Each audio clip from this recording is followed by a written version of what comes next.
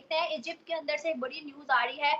Officially ban कर दिया गया है हिजाब, निकाब, अबाया, बुर्का, ये सब कुछ स्कूल, यूनिवर्सिटी। पहले भारतीय रियासत कर्नाटक में हिंदू इंतहा पसंदों ने बाहिजाब तालिबात पर जिंदगी तंग की और अब हिजाब के खिलाफ इंतहा पसंदी कर्नाटक के बाद दीगर रियासतों में भी फैलने लगी है। हॉट पैंट पहनने दो, चौथी बोलेगी कि हमको फिर तुम मेरी आसामी ड्रेस पहनने दो, पांचवी बोलेगी कि ठीक है मैं तिलक और ऑरेंज गमछा लेकर के आ जाऊंगी। बैन तो नहीं है ना? नहीं, बैन तो नहीं है ना। अगर मैं पहनती भी हूँ लेकिन उन्होंने तो बैन कर दिया। ये किस तरह का मुसलमान है आप लोगों का? मत करें आप।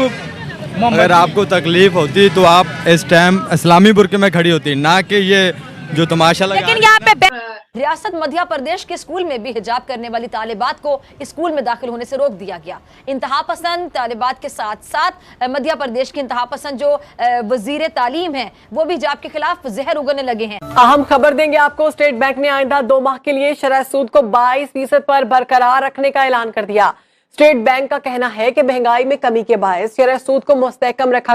दीन, इस्लाम, बुर्का, निकाब, हिजाब, तो मैं आपको बताती चलूं कि जहां मुस्कान नामा लड़की की एक वीडियो वायरल हो रही थी हिंदुस्तान से तो पाकिस्तान, आप भी जानते हैं, हम भी जानते हैं, बड़ा बुरा उठाता एक एक के मुंह पे, अनपढ़ जाहिल के मुंह पे भी ये लफ्ज़ था।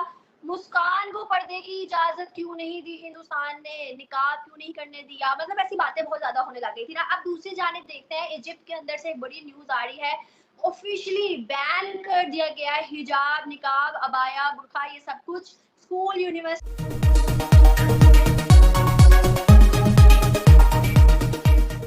जय हिंद, वंदे मातरम। दोस्तों विजय भारत चैनल में आपका स्वागत है। दोस्तों हम आपके लिए लेके आते हैं पाक मीडिया की लेटेस्ट खबरें और मतलब जितने भी इंस्टीट्यूट हैं यहाँ पर same as it is Hindustan के अंदर हुआ था, तो पाकिस्तानी तो बुखला उठे थे, लेकिन इजिप्ट के मामले में तो अभी तक किसी ने आवाज भी नहीं निकाली। ऐसा क्यों है? नहीं, हमारे हिंदुस्तान में अबाया, बुर्का, निजाब, नकाब, हिजाब, ये सारी चीजें बैन नहीं की गई है। सिर्फ ये बताया गया तो इस तरीके की कोई हरकतें ना हो, इसलिए हिंदुस्तान में बार बार ये बातें बताई जाती हैं कि जहां पर भी शिक्षा की जगह है, एजुकेशन सेंटर है, या जैसे जो लड़की पायलट है, जो स्विमर है, जो मॉडल है, जो पुलिस ऑफिसर है, वो लोग भी अपने अपने यूनिफॉर्म को ही फर्स्ट प्रायोरिटी देते हैं और उनको यूनिफॉर्म पहनना पड़ता है। देखिए, आपने इजिप्ट की बात कही है, आप बोस्निया भूल गई, वो भी तो मुस्लिम कंट्री है, बोस्निया में भी तो बैन है। इवन हमारे खुर्शीद साहब जो हैं सऊदी अरबिया के शहजादे, उन्होंने भी कहा कि जो भी टूरिस्ट आती हैं वो उनको हिजाब नकाब की कोई जरूरत नहीं है, वो जैसे जो जहां से आ रहा है वो वैसे रह सकता है, इसमें कोई दिक्कत नहीं है। अभी कुछ दिन पहले ही मैं तो दिल्ली में ही थी इतने दिनों से, तो वहां पर मैंने बहुत एक बातें सुनी कि भाई कल्चरल प्रोग्राम और नृत्य जो रखे गए हैं उससे ओमान के बादशाह बहुत नाराज हो गए। भाई मुझे तो कहीं से नजर नहीं आया, क्योंकि वहां पर मैं थी, वो तो बड़े खुश थे, मोदी जी से गले लग लग करके, तो मतलब कितनी खुशियां उन लोगों को हो रही थी, सारे शेखों को, वो तो पूरी दुनिया देख रही थी। पर एक टिप्पणी करनी थी दुश्मनों को, जो नफरत की चूरन बेचते रहते हैं दुकान में और बाजार में, हवा में फैलाते रहते हैं, तो उन्होंने बड़ी लंबी लंबी बातें कही कि ओमान के बादशाह जो है वो नाराज हो गए। भैया मैं पूछना चाहती हूँ कि जब मोदी जी लंदन जाते हैं, अमेरिका जाते हैं, तो कहते हैं कि साड़ी पहन करके आना, स्कर्ट्स में भी आती है वहां की लीडर, जीन्स में भी आती है वहां की लीडर, वहां फॉर्मल ट्राउजर और गाउन में भी आती है वहां की लीडर्स। तो देखिए बहुत सारे, देखिए हर्जेगोविना जो है वो भी आपका बहुत इस्लामिक कंट्री है, वहां पर भी बैन है, वहां पर भी नहीं पहना जाता है हिजाब और नकाब और अबाया और बोरका। अब इसके बाद मैं थोड़ा सा कड़क बोलूंगी, क्योंकि कड़क नहीं बोलने से क्या होता है कि मुझे लगता है कि बातें लोगों को ना समझ में नहीं आती है। और ये जितने भी मुसलमान पुरुष है ना, और ये जो मुल्ली लोग आजकल बहुत घूम रही है, शायद इसने कुरान नहीं पढ़ा है इन मुल्लियों ने, कि हमारा कुरान कहता है कि औरत जो है वो 100% पाक भी नहीं होती है, इसलिए अल्लाह तबारक ताला ने किसी भी औरत को प्रॉफिट नहीं बनाया है, किसी भी औरत को प्रॉफिट नहीं बनाया है। तो अभी मैं आपको ये पूछना चाहती हूँ, और आपके व्यूअर से मैं ये पूछना चाहती हूँ कि मुझे वो सूरह नंबर और पारा नंबर बता दें जिसमें नकाब, हिजाब, अबाया, बुर्का, स्कार्फ का जिक्र है। सिर्फ मुझे बता दे, मैं मान जाऊंगी, मैं कह दूंगी सॉरी। अब ये लोग कहेंगे कि भाई सूरे अन-नूर में कहा गया है ना, सूरे अन-नूर में जिलबाब का लफ्ज कहा गया है। जिलबाब का मतलब होता है लूजर आउटफिट, लूजर आउटफिट, कि आप ऐसे कपड़े पहने जिससे आपके जिस्म का जो तराश है, जो फीचर्स है, वो नजर ना आए। और ये बात तब कही गई थी जब इस्लाम को बहुत ज्यादा की प्रचार की जा रही थी। प्रॉफेट मोहम्मद सल्लल्लाहु अलैहि वसल्लम इस्लाम की प्रचार किया कर रहे थे और उस वक्त बांदियां दी जाती थी। जो लोग इस्लाम कबूल करते थे उनको बांदियां दी जाती थी। तो यहूदी आ जाता था, उसके बाद और भी धर्म के लोग आ जाते थे कि अरे वो इस्लाम कबूल किया, उसको बांदी मिल गई है, हमको भी बांदी मिलेगी। 10-10 बांदियां दी जाती थी। तो उस वक्त ऐसा आलम हो गया था, ऐसा अफरा तफरी का माहौल आ गया था कि लोग, मर्द जो है वो किसी को भी कैसे भी पकड़ लेते थे, किसी भी तरीके से उसको मलिस्ट कर देते थे।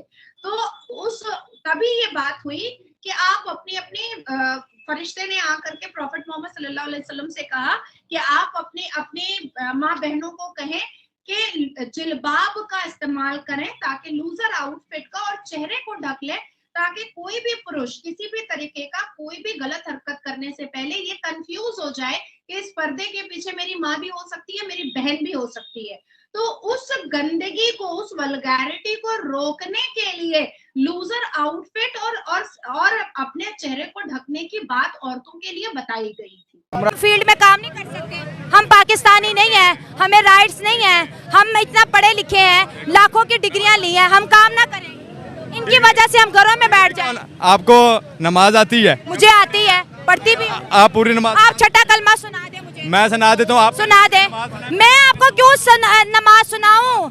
आप मुझे छठा कलमा सुना। मैं सुनाता हूँ, पहले आप छठा कलमा सुना दे, मैं सबके सामने सुनाऊंगी। लो, छठा कलमा सुनाओ। पहले आप पूरी नमाज सुनाए ना। और भाई मैं पूरी दुनिया में सुना दूंगी, ये बताओ छठा कलमा सुनाओ। छठा कलमा मुझे आता है भाई तुझे आता ही नहीं। मुझे आता, मैं चैलेंज करती हूँ। क्यों चैलेंज करती हूँ? छठा कलमा मुझे आता है। ईमान की सिफ्तें सुनाओ। चलो, इतने इस्लामी बनते हो, इस्लाम की कितनी सिफ्तें हैं? देखें, सीखने में इंसान को वक्त लगता है। कितनी सिफ्तें हैं इस्लाम? इंसान सीखेगा, जितना इंसान सीखेगा उतना ईमान की सिफ्तें कितनी करनी पड़ती है। ईमान की सिफ्तें बता दो, मुसलमान हो ना।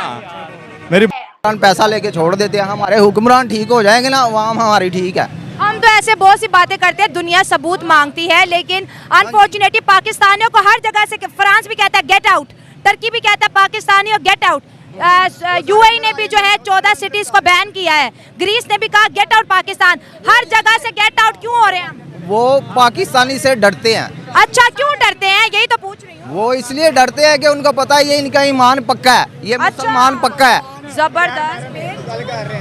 बात करो, रहने दो, बात करो। अच्छा, उनको यही चाहिए कि पाकिस्तानी को मौका दे। हमारे जो हमें मौका अगर देंगे तो क्या करें? जो आलमे दीन है इनसे बात करें ताकि इनसे मुआहदा करें जो भी करना है, ठीक है। आप ये बताओ, आप बड़ी देर से बातें सुन रहे हो, हर जगह से पाकिस्तान को गेट आउट क्यों किया जा रहा है? क्या ऐसी कौन सी हरकतें हैं जिसकी वजह से पूरी दुनिया हमसे परेशान है?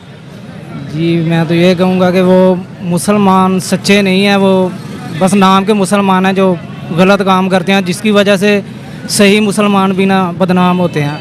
वज़ीर तालीम का ये कहना है कि हिजाब को स्कूल यूनिफॉर्म का हिस्सा नहीं होना चाहिए, जिसे हिजाब पहनना है वो अपने घर में पहने। अच्छा, मुस्कान नामी लड़की, उसके साथ होने वाले वाक़ये के बाद भारत के अंदर से भी आवाज़ें उठने लगी हैं। भारतीय अदाकार, सहाफ़ी, समाजी कारकुन जो हैं वो भी हिजाब के खिलाफ होने वाली मुहिम को तनकीद का निशाना बना रहे हैं। अच्छा, मशहूर भारतीय स्क्रिप्ट राइटर और शायर जावेद अख्तर साहब, जो किसी तारुफ के मोहताज नहीं, उन्होंने एक सवाल उठाया कि क्या बाहिजाब ख़वातीन को डराना मर्दानगी है?